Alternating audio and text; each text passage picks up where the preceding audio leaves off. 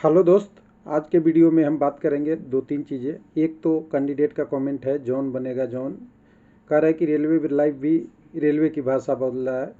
सीधी बात करो ना, जो फर्स्ट या सेकंड डीबी में जो आएगा वो आएगा, जो फर्स्ट डीबी में एब्सेंट होगा। जो जॉब लेके 2 4 5 6 महीने में छोड़ देगा उसका क्या होगा। और सीधी बात देखिए कि रेलवे की भाषा बोल रहे हो, समझ जाइएगा कि किस तरीके से लोग बोलते हैं, कोई बात नहीं है। लेकिन यहाँ पे सेकंड डीबी में जो एब्सेंट होगा या उससे बाद में जो होगा 5 6 महीने में, उसका क्या होगा। तो हम 6 महीने नहीं, 1 साल तक का कहते हैं। जो रेलवे का रूल ऑलरेडी डिसाइड है कि क्या होगा। उसके बाद अभी तक हमने 15 आरआरसी का आपके साथ डिस्कस कर रखा है कि सेकंड डीबी का क्या होगा। गोरखपुर बच गया था, लोगों का डिमांड था कि गोरखपुर भी बताएं, लेकिन गोरखपुर में कैलकुलेटेड डाटा है, क्योंकि यहाँ पे जो डीबी लिस्ट आई है वो रजिस्ट्रेशन नंबर से आया है, जिसके कारण से एक्चुअल कम्युनिटी बाई कैंडिडेट हमें नहीं पता है, और कितने कैंडिडेट यूआर में क्वालिफाई किए हैं कम्युनिटी से वो भी नहीं पता है। लेकिन हम इसको एनसीआर से कवर करके जितनी टोटल लोग कैंडिडेट का है तो लमसम कैलकुलेशन किया है, उसके आधार पे सेकंड डीबी निकाला है। पहले मैं बता देता हूं कि आपको कोई कठिनाई ना हो। तो सेकंड डीबी में कितना एक्सपेक्टेड कटअप कम होगा, तो एक्सपेक्टेड कटअप को एक रेंज में लिया है, क्योंकि एक्चुअल डाटा तो है नहीं, तो रेंज चलेगा यहाँ पे। तो थोड़ा सा हम समझेंगे इसके बारे में। और जो लोग पूछते हैं कि बाकी का कहाँ है, अभी बना दो, तो ये 15वां आरआरसी के पास ये 16वां है। तो हमारे पास जो ग्रुप डी का प्ले लिस्ट है उसमें आप चले जाएंगे तो सारे ग्रुप डी लेवल 1 माले में एक एक आरआरसी का डिटेल मिल जाएगा। और कोई आरआरसी का मैंने आपके साथ छुपा नहीं रखा है, आपको हेडलाइन में ही नाम लिख दिया है, तो इसलिए आपको ढूंढने में आसानी होगा। सेकंड डीपी भी लिखा हुआ है, तो आप उस प्ले लिस्ट से आप अपनी ढूंढ सकते हैं। हालांकि मैं जानता हूं कि रेलवे लाइव के प्ले लिस्ट का यूज बहुत कम करते हैं लोग। हर लोग कहते हैं कि हमें डायरेक्ट बताओ, तो हर बार वीडियो बनाना पॉसिबल नहीं है। और जो कैंडिडेट देखे होते हैं उनका निगेटिव कमेंट आता है कि बार बार एक ही वीडियो बनाते हैं, इसलिए आप वो प्ले लिस्ट को देखिए, थोड़ा सा समझिए। तो चलिए, इसको बिना देरी किए हुए कैंडिडेट का कमेंट भी ले लिया और डाटा भी ले लिया। और कैंडिडेट का कमेंट ओरिजिनल रूप से देखना चाहेंगे तो यूट्यूब पे यहाँ पे पड़ा हुआ है, तो आप यहाँ से भी पढ़ सकते हैं। देखिए, कोई चीज़ हमें पारदर्शिता बरतनी चाहिए किसी भी कैंडिडेट के साथ, और हमें समझना चाहिए कि उनकी कहने का मतलब क्या है, दर्द कहाँ से निकल रही है और दवा क्या चाहिए। तो वेटिंग लिस्ट इनका कहना था सीधा सीधा कि फर्स्ट में ही निकाल के बाकी का नहीं देगा। तो रेलवे ने देखिए बोला है कि waiting second dB third dB जरूरी पड़ेगी जब तक वो वैकेंसी खाली रहेगा, उसके आगे का बात नहीं कर रहा है। कुछ लोग कह रहे हैं रिप्लेसमेंट पैनल देगा क्या। रिप्लेसमेंट पैनल डिपेंड उसी पे पड़ेगा कि आगे कितने दिन तक न्यू वैकेंसी नहीं आएगी। अगर नहीं आएगी तो रिप्लेसमेंट पैनल आएगा, और अगर आएगी तो रिप्लेसमेंट पैनल का दिक्कत हो जाएगा। ये डिपेंड करता है नया वैकेंसी कब तक क्लियर होगा, उस पर डिपेंड है। तो अगर जल्दी नहीं आता है तो रिप्लेसमेंट पैनल की चांस बनी रहेगी। चलिए आगे बात करते हैं इसी में डिटेल में। तो सबसे पहले हमें जाना पड़ेगा एक वेबसाइट पे। ये वेबसाइट है रेलवे का बिलासपुर। तो देखिए, बिलासपुर में 3 डाटा मैं दिखाऊंगा, यहाँ से आप ध्यान से देखिएगा। 24/9 ये वाला देखिएगा, उसके बाद ये देखिएगा 26/11, उसके बाद देखिएगा 26/11 का ही, उसके बाद 14/12/21, और उसके बाद देखेंगे 31/1/22। इन सारे डाटा फिर 9/2/22, ये सारा पैनल है, रिप्लेसमेंट पैनल या जो भी पैनल है। लेकिन ये पैनल किसके आधार पे पता है आपको। तो सबसे पहले आप देखिएगा, पहला कह रहा है कोई पहले गया ज्वाइनिंग के लिए, प्रोसेस में फाइनल हो गया लेकिन टर्न अप नहीं किया, फिर रिजाइन कर दिया। और रिजाइन कितने दिन तक हो सकता है, तो 1 ईयर के लिए है, वो नीचे हम पढ़ाएंगे। कि अगर किसी का डिमाइज वगैरह हो गया, कोई कैंडिडेट लौट के नहीं आया, बहुत सारी चीज़ें हैं, सारी चीज़ें आप देख लीजिएगा एक एक करके और आप पढ़ लीजिएगा। कोई कैंडिडेट आपका टर्न अप नहीं हुआ वगैरह वगैरह, उसका पैनल है। तो एक आप खोल के देख लीजिए, इसको ओपन एक बार कर लेंगे तो आपको समझ में आ जाएगा कि 1 साल तक जो भी रहेगा उसका होगा। तो देखिए यहाँ पे क्लियर लिखा हुआ है कि देखिए, अगर असिस्टेंट पायलट और जो भी कैंडिडेट हैं नॉट टर्न अप होते हैं, रिजाइन कर देते हैं, डिमाइज हो जाते हैं, कहाँ तक, 1 साल ऑफ ज्वाइनिंग। यानी मान लीजिए ग्रुप डी की ज्वाइनिंग आपकी अप्रैल 2023 में हो गया, और अप्रैल 2024 के अंदर तक अगर कोई जॉब छोड़ता है उसको वैकेंट सीट रेलवे में माना जाता है, और उस वैकेंट सीट को उसी वैकेंसी में कंसीडर किया जा सकता है। ये ध्यान रखिएगा। तो कुछ लोग कहते हैं इसको न्यू वैकेंसी में ऐड कर देगा। तो देखिए कैलकुलेशन देखिए, ऐड और घटाने का क्रिया तो बहुत है, रेलवे में जॉब बहुत है, अभी भी बहुत खाली सीटें हैं, वो सब चीज़ें तो रेलवे के ऑफिशियल पे डिपेंड करती है। लेकिन रूल कहता है कि अगर 1 साल के अंदर कोई खाली होगा तो उसको उसी वैकेंसी के कैंडिडेट से फिलअप करना है। उसको ये नहीं मान लेना है कि 1 साल के अंदर कोई छोड़ दिया तो आपकी तो क्वायरी था 2 महीने की, 3 महीने की, 4 महीने की, 5 महीने की, यहाँ तो 6 महीने की, तो ये तो पूरे 1 साल की है। तो आप तो क्लियर हो गए होंगे कि सेकंड डीबी की अभी बात की जा रही है, इसलिए कि अभी फर्स्ट डीबी की बात हो रही है।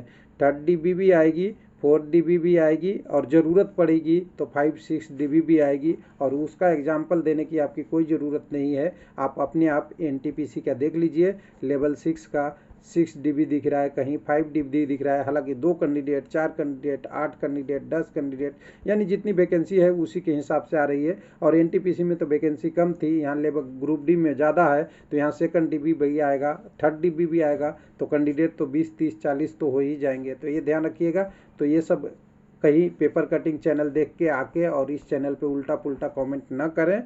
जो भी यहाँ पे बात होती है वो टेक्निकल होती है और बेस ऑन रेलवे ग्राउंड पे होती है, ना कि कहीं छपा हुआ किसी पेपर पे, कहीं ऐसी चीज़ों पे कि जो ऑफिशियल नहीं है रेलवे से रिलेटेड, उसकी बात यहाँ नहीं होती है।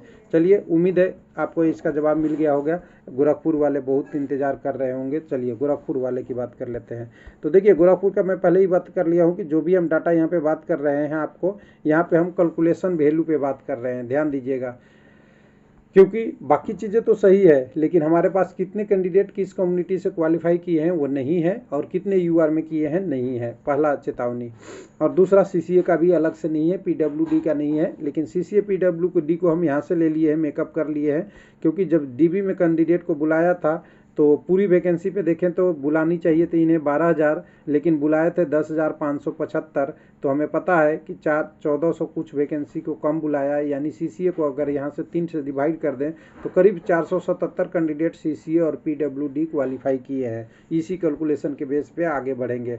अब पीटी क्वालिफाई की बात करेंगे तो पीटी क्वालिफाई देखिए हमारे पास कम्युनिटी वाइज कैंडिडेट हैं। 10,000 में से 7227 कैंडिडेट क्वालिफाई हो गए, जो बहुत अच्छा खासा रेशियो था। उसमें से 376 यूआर के हैं, 1340 एससी का, 688 एसटी का, ओबीसी का 3961 और 862 कैंडिडेट ईडब्ल्यूएस का है। यानी कहें कि 7200 में 3900 यानी 4000 प्लस, मतलब आधा से ज़्यादा कैंडिडेट ओबीसी का ही हैं जो पूरी वैकेंसी में यहाँ भरे हुए हैं।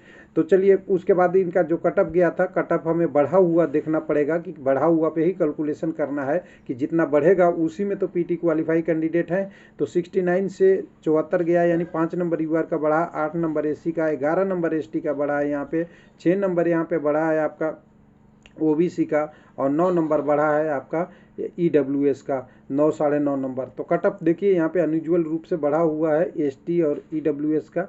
लेकिन कैंडिडेट यहाँ पे देखिएगा तो बहुत, अगर ओबीसी छोड़ दे तो बाकी में बहुत कम है।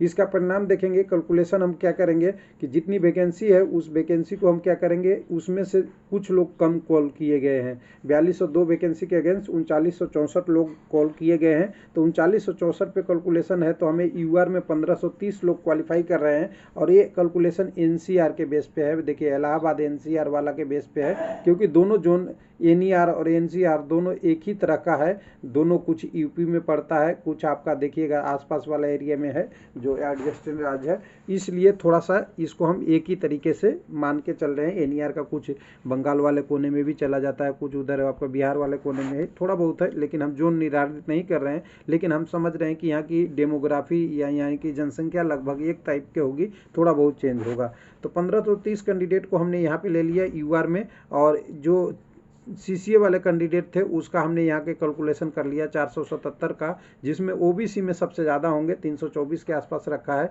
7 ईडब्ल्यूएस में मैक्सिमम 19 ईडब्ल्यूएस में कैंडिडेट्स गए हैं, वो सीआर में गए हैं, तो यहाँ भी कमी होंगे। यहाँ पे 10 कैंडिडेट एससी में, 81 एससी में और 65 के आसपास इसमें पीडब्ल्यूडी और सीसीए दोनों मिला के इतना होंगे। तो उसके बाद ओपन वैकेंसी जो आएगी वो करीब करीब इस तरह से घटा के नॉर्मल के लिए ले लेंगे, और नॉर्मल का परसेंटेज ले लेंगे कि कितना कैंडिडेट स्टिल वेटिंग है, किसके लिए, सेकंड डीबी और मेडिकल एग्जामिनेशन के लिए। ये कहाँ से लेंगे, जो कैंडिडेट जॉब में चले गए और जितने पीटी क्वालिफाई थे उसमें से घटा देंगे, तो घटाने के बाद एक संख्या आ जाएगा, और घटाने के बाद फिर इसी संख्या को हम थोड़ा सा एक कैलकुलेशन के आधार पे यूआर में शिफ्टिंग और जितने कैंडिडेट आएंगे उसके आधार पे देखेंगे। तो यूआर में एक्चुअल कैंडिडेट 169 है, लेकिन हमें लगता है कि 429, अगर कुछ कटअप 1.5 नंबर के आसपास कम होगा तो 429 के आसपास आ जाएंगे। उसके बाद 671 कैंडिडेट एसी में बचेंगे, कुछ कैंडिडेट जो है वो कम हो जाएंगे, 38, 3, 4, 5 ये वाले, तो ये 671 एसी में बचेंगे, एसटी में 373, ओबीसी में अभी भी 2028 और ईडब्ल्यूएस में 250 कैंडिडेट है। अगर हम मानते हैं कि पर नंबर पे कैंडिडेट, ये पर नंबर कहाँ से आएगा, इस संख्या को डिवाइड करेंगे इस नंबर से, जो कैंडिडेट का नंबर है जो पीटी क्वालिफाई है, जैसा कि सभी आरआरसी में हमने किया है, तो वो डिवाइड करेंगे तो पर नंबर कैंडिडेट यूआर में हमें 84 दिख रहे हैं। ये टोटल लेके ये अगर इस पे डिवाइड करेंगे तो टोटल 169 कैंडिडेट को जॉब मिल जाएगा। लेकिन देखिए अब क्या होता है आगे पता चलेगा। तो यहाँ पे 84 कैंडिडेट पर नंबर दिखते हैं, यहाँ पे 77, यहाँ पे 32, ओबीसी में 326, जैसा कि आपको पहले ही बोले कि ओबीसी में ही सारा कैंडिडेट हैं, और 26 यहाँ पे करीब करीब ईडब्ल्यूएस में पर नंबर कैंडिडेट हैं। अगर वैकेंसी को देखेंगे कि वैकेंसी खाली कितनी हो सकती है, तो वैकेंसी देखिए 10% हमने खाली लिया है सेकंड डीबी का। थर्ड डीबी के तो बात अभी होगा ही, लगभग सेकंड डीबी में बुला ले या थर्ड डीबी में बुला ले। ये कैंडिडेट यूआर में 157, 62, 31 एसटी में 111, ओबीसी में 40, ईडब्ल्यूएस में खाली हो सकता है लमसम। कुछ एब्सेंट हो जाएंगे, कुछ कैंडिडेट का डॉक्यूमेंट इशू होगा, कोई कैंडिडेट और सारी इशू हो सकता है, कोई कैंडिडेट मेडिकल एग्जामिनेशन ही छोड़ के चले जाते हैं, और कोई क्या कहता है मेडिकल भी इशू होता है। तो ये सारा कैंडिडेट देखेंगे तो हमें दिखेगा कि इस नंबर को भरने के लिए पर नंबर कैंडिडेट से डिवाइड कर देंगे, तो हमें दिखता है कि यूआर में करीब करीब 1.25 से 1.82 तक जब इतने कैंडिडेट को कॉल करेगा तब ये आपका कटअप कम हो सकता है। एसी में आपका रेलवे लाइफ का लगभग अंदाजा है कि 0.6 से 0.91 तक कटअप कम हो सकता है। ईडब्ल्यूएस में 1 नंबर 0.5 तक, ईडब्ल्यूएस सॉरी एसटी में, क्योंकि एसटी का कटअप 11 बढ़ा है, यहाँ ध्यान रखिएगा, तो 1 नंबर तक कम हो सकता है। ओबीसी में आधा नंबर से कम हो सकता है, ओबीसी में बहुत कैंडिडेट हैं इसलिए, और ईडब्ल्यूएस में 1 से 1.32 तक गोरखपुर में कटअप कम हो सकता है। ये अनुमान है, एक्चुअल डाटा से आपको मैच करना चाहिए और इंतजार करना चाहिए कि सेकंड डीबी आएगा तो कितने कैंडिडेट का आएगा, कितना कटअप कम होगा। ये मेरा एनालिसिस है, बाकी वेट करना चाहिए ऑफिशियल का। कभी भी हमें अभी डाटा तो बात कर सकते हैं लेकिन पेपर कटिंग नहीं बात कर सकते। थैंक यू, धन्यवाद।